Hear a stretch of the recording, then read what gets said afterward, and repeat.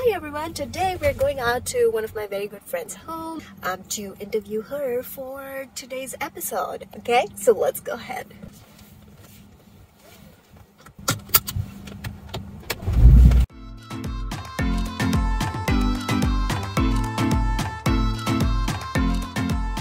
So Ketki has been a dear friend since the longest time that I can remember.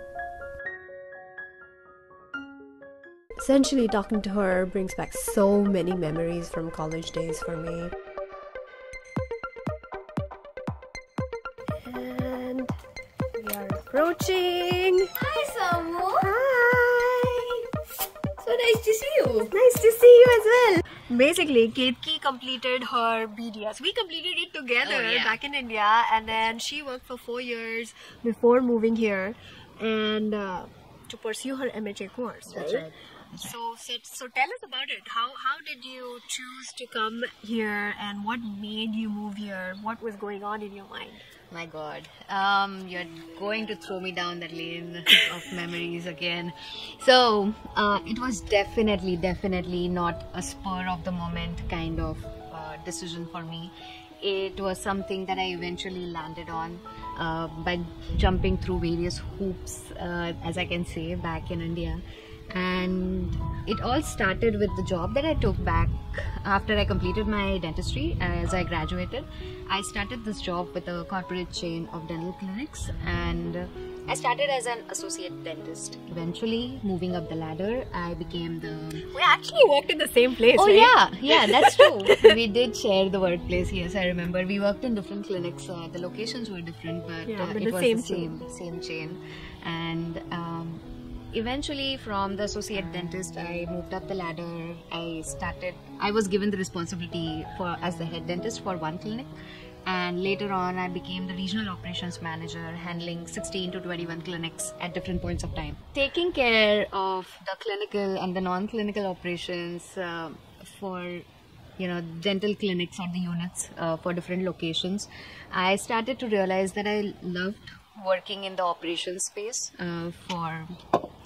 from like the medical standpoint, I'll say. And the cohort was so different for the different roles that I was assuming at different points, the hats that I was wearing, that I started to feel like, okay, I can take up some more responsibility. I can take up more complicated processes to simplify perhaps. And that's where I started to realize I am cut out for maybe a little more than this, and I started exploring my options then.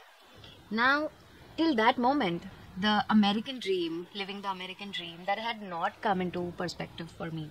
I was just exploring options from different like the lanes that I can assume, keeping my medical background intact. And that's where I got to know about the two courses that Tata Institute of Social Sciences they do offer. One is the hospital administration, and the second is the health administration. Tata Institute of Social Sciences goes by the short form or the abbreviation of TIS. It is a very well-renowned program now, but back then we were just like, I think just a group of 25 people were getting selected all over India. I appeared for both the exams, and I got selected for hospital administration, which is slightly different than the health administration course. I got selected for that in the first round, and second round I did get selected for health administration. Now, this was the point where I felt, if I can achieve this over here, if I can get selected in a smaller group from all over the country, why can't I do something even more complicated? And what's more complicated than healthcare operations? Wouldn't you agree? The most complicated of them It's all. like a bowl of spaghetti. You don't know which noodle you want to pick out when, and how are you going to straighten it out. Things are always changing and revolving. Exactly. Because every patient is different, every case is different, every doctor is different. Exactly. And here in US, the part of complexity, it arises from the state regulations, which is different for all the That's the states. most important aspect of your field. In India, you have a unified national health system, which Canada also follows, by the way. In US, the state regulates the health related mandates that need to be followed. That adds to the complexity of things. if it is followed in one state is not a necessity that the second state is going to follow the same set of rules. That's where I decided that okay, I want to now see if I can Something make it more to the complex. US. Yeah. And that's where the American dream it kicked in. And with that, I gave the GRE and TOEFL. That clicked as well. The scores for GRE and TOEFL do not expire. Like they don't expire immediately. So that gives Do you they stay some. for like 4 or 5 years? I think GRE stays for 2 years and TOEFL years. is for 5. I think. I believe so. I believe so. So I can find out more about it and give you the information. But yeah, that's the chance. That's your buffer. That if something you want to act on, implement, you still have time. It is not necessarily like okay, do it now or it is gone forever. So you can definitely. It's a process. Yeah, it's a process. It's a process that you go through for these very number of years or Yeah, months or whatever, right? that's true. That's true. I would Right. agree. So, what was the basis of choosing the university? How did you decide? Oh, I want to apply here or not here. Oh, I can write a book on that or maybe talk at length. Well, it will take a lot more than the next 15-20 minutes, but I'll try to keep it short. So to sum it up, it was all Googling, understanding like what are the college websites telling me, what is the admission coordinator, I'm so sorry, admissions coordinator is trying to tell me, and also the Facebook groups to reach out to alumni. But the tip for this is there is going to be so much of superfluous information. You don't know what to parse out at that point. Right. So I will say just create a single Excel sheet of the universities that you have shortlisted. Give them like different labels like pros, cons, or information about this, the probable tuition, when is it starting, how many credits it has. Just compile all that information in one single spreadsheet, so everything is available to you for Right, at the glance. at a glance. You can do your own comparison. After I shortlisted the universities, I found out all the information pertinent to them and what I was interested in, and then I found the US ranks for each of those universities, just to make sure that okay, this is my dream university. This is the program that even though it does not rank at the level that I would want to, it is still giving me that little something that I'm looking for and want to grow in that area, or this seems really interesting, I want to do that. So the information that I found from US ranks was the deciding factor for me, I'll say, at that time. And also, sorry to cut you, but I think the ranking probably also helps in getting you those job opportunities later on in your courses, right? Probably a university at large might be at a number 1, but then the programs, the colleges within that university, they might be ranked at a different level. So make sure that you are looking at the right rank for your program and not just for the overall university. So yeah, that was my deciding factor. So after all of this, like, how did you improve your chances to get into your dream school? Okay. How did you improve your application, basically? So one thing that you want to understand is when you are applying to a university, your one application to one university comprises of your GRE, TOEFL or IELTS score. It comprises of the SOP that you write. It comprises of the resume that you produce, the GPA conversion that you had when you convert that into from Indian to the US The credential evaluation. evaluation. That's correct. And the last is the references, the people who write something about you. The major part over here for all of the future prospects, the students who are watching this, to understand is don't get deterred by simply the GRE score or the GPA that you received. Your application is all these 5 components combined together, and it is really important for you to take your chance in applying, because the tricky part here is that you might feel that this is important. The university who is going to be parsing your application, they are looking at some different aspect. But one thing as a thumb rule that I will tell you is concentrate a lot on your SOP, which is the statement of purpose, and something about the references that they can write about you. That's crucial, because these admissions people from different universities, they don't know you from Adam. What is more important to them is how you come across on a piece of paper, what they get to know about you, and how they make of you as an individual. That's all the story that you're telling out there on SOP. So don't hesitate in asking for help or information or proofreading the SOP that you write. There will definitely be something that can be improved. So make sure that you do concentrate on your SOP, and everything else will fall into place. Yeah. Right. Yeah.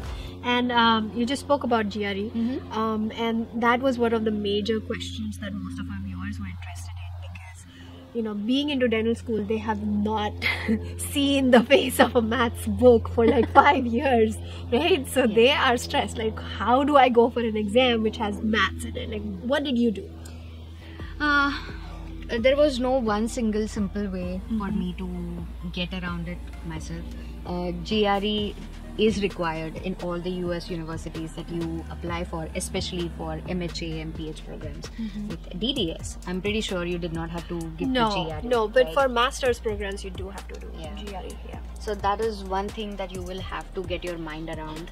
I know it is the same problem for all of us who are applying for health related masters, not necessarily NBD or DDS or giving USMLE and going into residency programs. But MHA, MPH do require GRE and TOEFL scores, or maybe IELTS.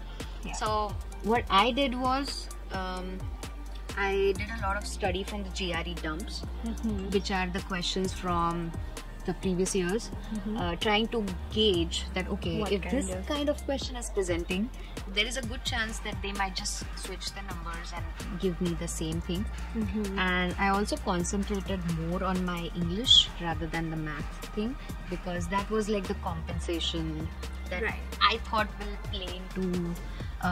play in my favor. And that was my strategy at the time when I was looking at the math questions after like maybe 10 years. Yeah, long time, right? Minimum 5 years during dental school, and then work whatever number of years, right? Yeah, try to find your happy medium that will not bog you down in getting to where you would want to go.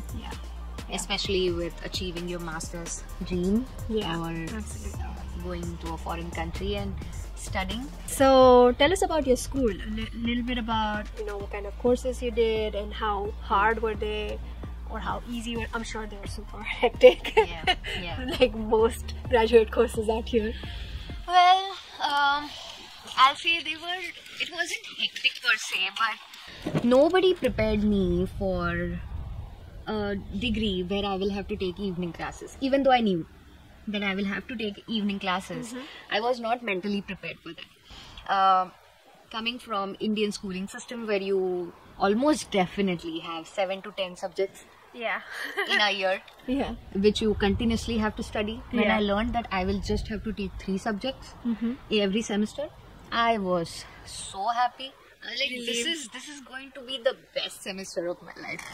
But that happiness was very short-lived. Trust me. Not wanting to burst. Why was that? Oh my god, it was harrowing. First of all, you move from a foreign country over here. There's a culture shock, right? Thankfully I did not good. experience much of that. But my master's program was in George Mason University in Fairfax, Virginia.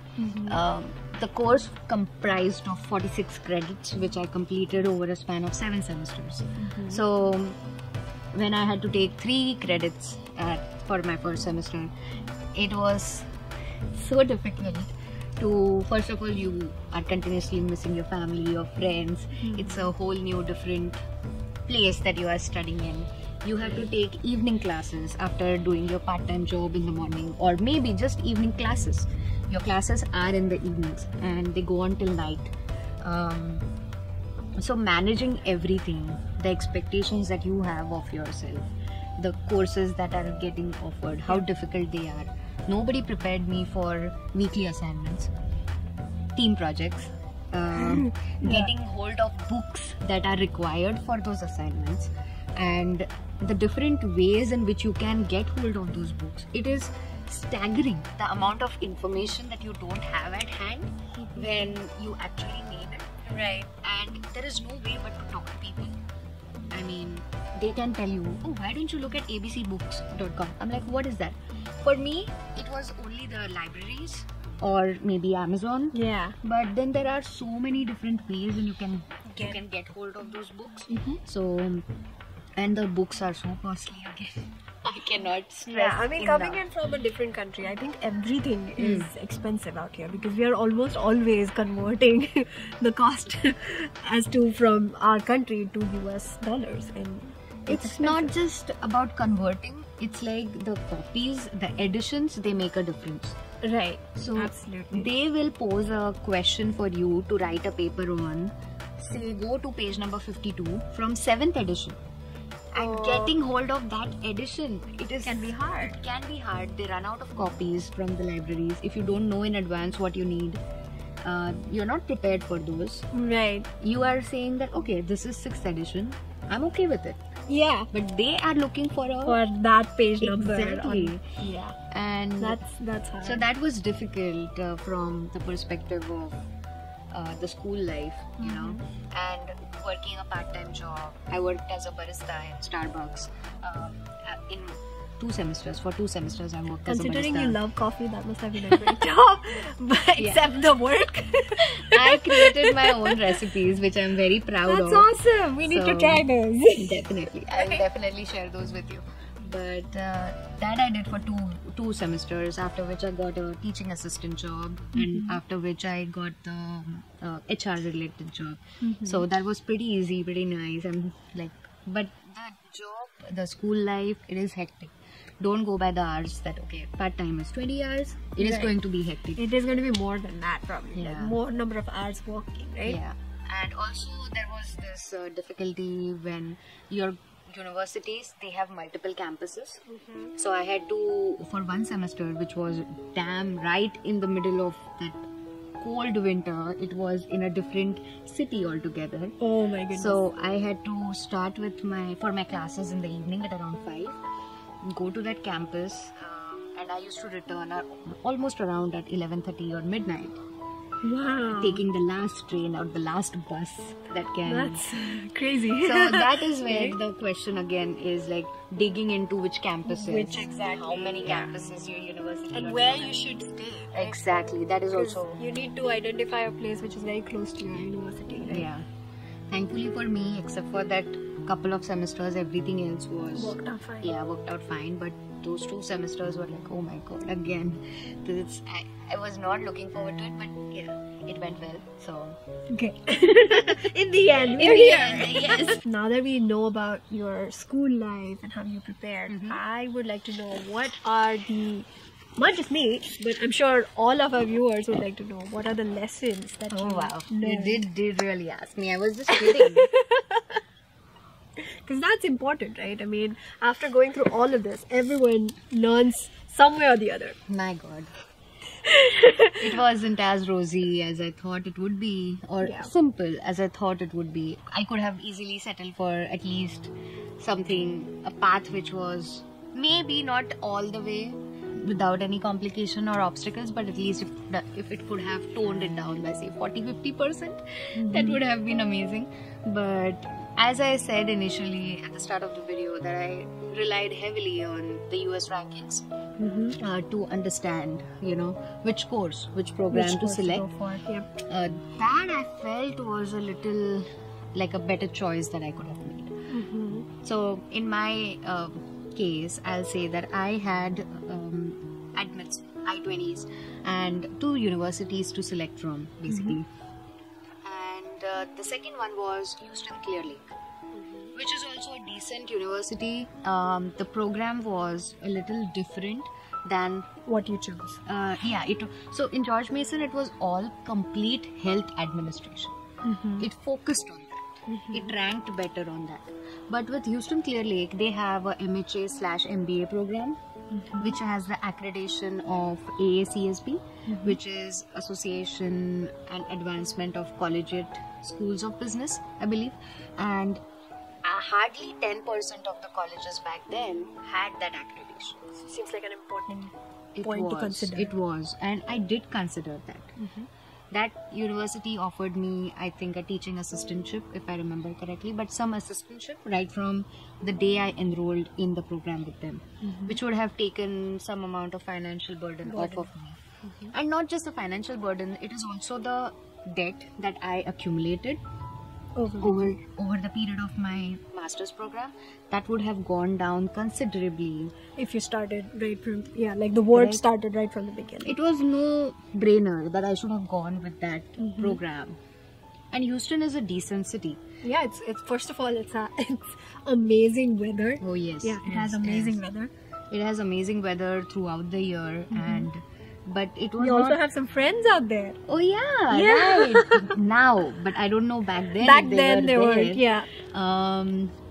But yes, that financial aspect, which right now in a retrospect, it feels important to me. Right when I was deciding for the universities, it was all like, what is the course offered? What am I going to learn? Which is fine, but I still feel right now is I have this plausible thought that if I would have taken the second university, chosen the other university, I would still be sitting here doing the same job that I do. With less debt. Correct. Yeah. And that I felt like I overlooked that aspect a lot. So important point to remember is consider the debt that you would be getting into before getting into any school in the US, because student debt is a big problem out here. Thing over here. Yeah. And it's all like there is this added uncertainty. Who has guaranteed me a job after I graduate? And that deters a lot of students right from step one of applications. Am I going to get a job?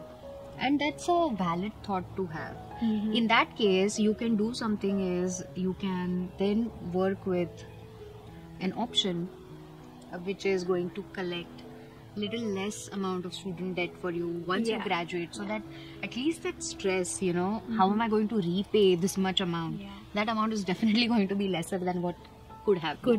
Like for example, if you have a scholarship or any sponsor, or any paid internship, good jobs that can pay right you. away, right the day one of your school, then that would be a very good option to choose. And also obviously like less tuition courses, right? And one other thing, Samruddhi, that I would like to add is for our students out there is, yes, health administration is a job, a thing, a career that you want to pursue. There are other courses within the bracket, overarching umbrella of health administration, which can give you STEM extended courses. You know what I'm saying? So it's, if you get the STEM extended, you automatically gather 3 chances for your H1B. Whereas your course was one chance for H1B, which is a very big consideration to have. Is okay, I want to select a university that is going to give me the degree that I want, I need, I want to pursue and live with that my entire life. But if you are a little smart about it, I feel you can lessen the burden and tension after you graduate about in this uncertain situation here in the US about visas and everything. You can lessen your burden, your stress, if you choose smart. Programs like health informatics will give you that STEM extended options for the programs within the MHA bracket, and still give you 3 chances for H1B, for example. So please do consider that when you are applying for your MHA programs of different universities, different colleges. Do look for options if they have something on similar grounds. I feel that will set you up for success right from day one. Right? Very important. Would you agree? Yeah, absolutely. Because I'm damn sure that anyone as an international student who has come here, they go through this situation where you have to find a job right after you finish your course, and it's super stressful if you don't find a sponsor who is going to be willing to sponsor an H1B. Or you would, necessarily have to have a backup where you're possibly married and your spouse already has an H1B and you're on H4, or some other backup. So right now we are in Washington. We would like to know where you work and how do you like your work, how did you find them, or what was the process for for you to move to Washington? Yeah. So I started with my job back in Atlanta the title was again Regional Operations Manager, but it was more on the lines of data analyst in healthcare, and I love doing that. I pursued different certifications that will get me the job that I want in analyzing data, which I feel is my strength, and I love to do that. So I currently work with the Providence St. Joseph Health mental health strategy team with population health, and in the past 1 year, all of us, we know for sure how important mental health is. Absolutely. So our initiatives are taking a turn in the right direction. We are getting the support that we need, and I love my job that I do. I work as the senior data analyst for the team, and currently working on cloud transitions for the data. The way to find this job was again little crooked, and that I feel is a story for a different day, but it's just the same rules that you follow for finding a job is apply and everywhere that you can. Everywhere. Yeah. Know your keywords when you're applying. When you're applying for a job within the masters that you have selected, there will be certain keywords that will help you find a job, because the same job does not go by the same name all over the US. All over the US. So the important thing is to understand what words you are selecting, because as I said in the previous job, it was Regional Operations Manager, but it was data analyst. I mean, you can understand the disconnect. The job responsibilities might be similar, but what they call it might be different. Correct. So tell us about how's the work-life balance with your field? With my field, I can talk about my company for sure. It's not the same everywhere. For my company currently, it's like you have work around your life. So your life happens, they know about it, and all the people are very collaborative when it comes to understanding that, okay, this thing happened, so what are we going to do about it? If you are stuck at a role, stuck at a place within your project, everybody comes and tries to solve it rather than placing or blaming anyone. That's a great place to work. I know, right? yeah, it is amazing. So if you want to start the day a little late, it's okay. If you want to end it because you want to pick up your kids, that's okay. So it's all like work. That's around great. life. I mean, like especially for women, right? Yes. To work around it, it's a great. It's a blessing for me. Yeah. Absolutely. We have gone 100% remote after the pandemic for sure. We might be expected to be present for maybe a couple of annual meetings. Days or something, like days in a. No, not like that as well. Just like maybe quarterly meeting once. Oh, that's amazing. Yeah. You can work from home for Yes. like a lifetime.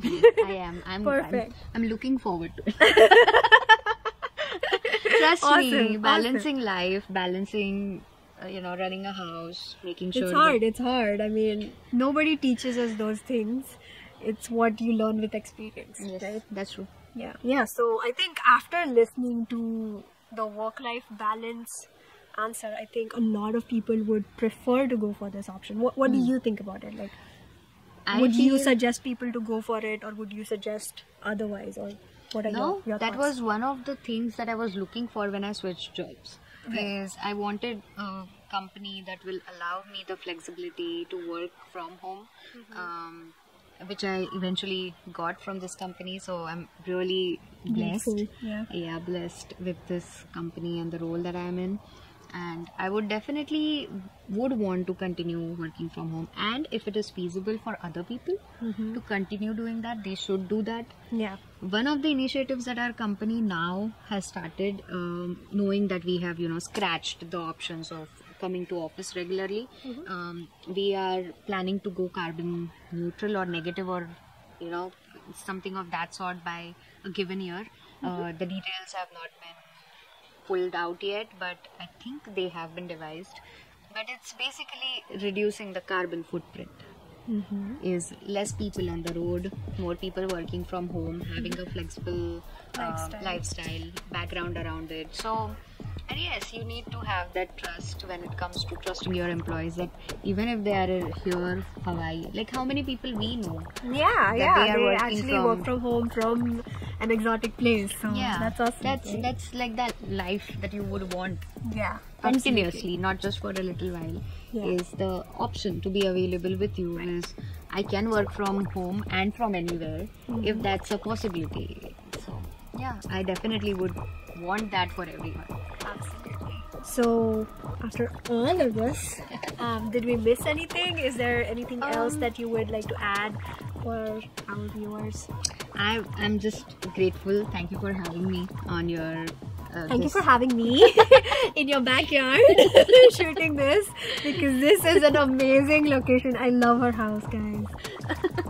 So I'm very thankful for having me here to talk or give my 2 cents on the topic that I have researched, I have worked. So to help you out, all the people who are trying to pursue a master's degree here in the US related to health, from the MHA or MPH aspect, I would drop a few links for the different programs that you can go and look into. Also at the same time, there are a few links back in India that can be one of the options that you might want to look at. So I will share those with Samriddhi and she can drop it in the description for the video link. So much for that. And do add me on LinkedIn. I'll also share my LinkedIn Info. link URL with you, so you can just give me your reference that you saw the video and you have a few questions. I'll be happy to help you out in any way possible. So do hit me up if you need something, some guidance. I'll be happy to. Perfect. Thank you so much for all of this information. I loved sharing that cup of tea over the I'm glad you liked interview. Yeah, thank you so much for that. Anytime. And hope we meet more often with these kind of discussions. Not just these, but in general. And Yeah, absolutely. adios for now, friends.